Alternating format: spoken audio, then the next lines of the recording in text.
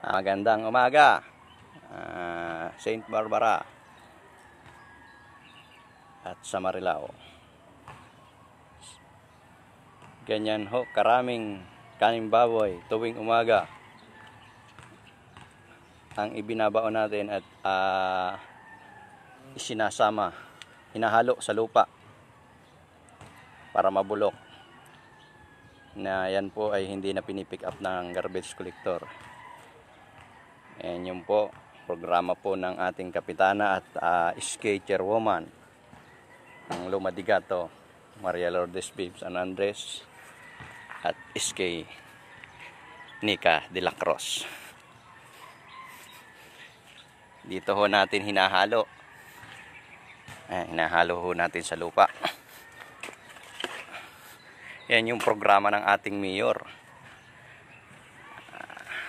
Tumutugon po tayo dito sa Saint Barbara sa tulong ho ng ating Kapitana Maria Lourdes Babes San Andres at SK chairwoman Nika de la Cruz Dato. Ganyan ho natin inihahalo.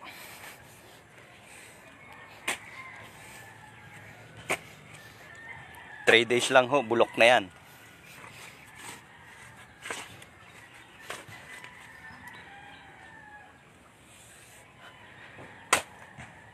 Na kung titingnan po natin, kung yan ay nakahalo sa basura, ay napakaraming basura ang ating i-dispose tuwing pagdaan ng paghakot ng truck ng basura.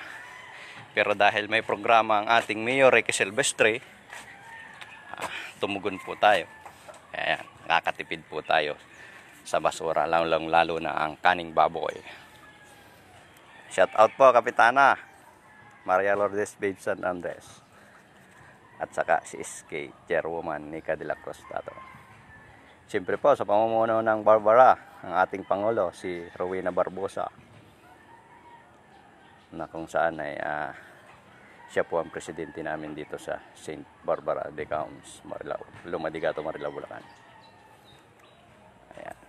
Inanawagan kami sa ating mga homeowners, paigtingin pa natin ang pagbubukod ng basura, kaning baboy, at lalong-lalo na dito sa ating nilalagyan ay tanggalin ho natin sa plastic. Meron ho tayong lagayan. At yan lang, ito na lang ho ang itinatapon natin sa truck pagdating ng truck ng basura tuwing Huwebes.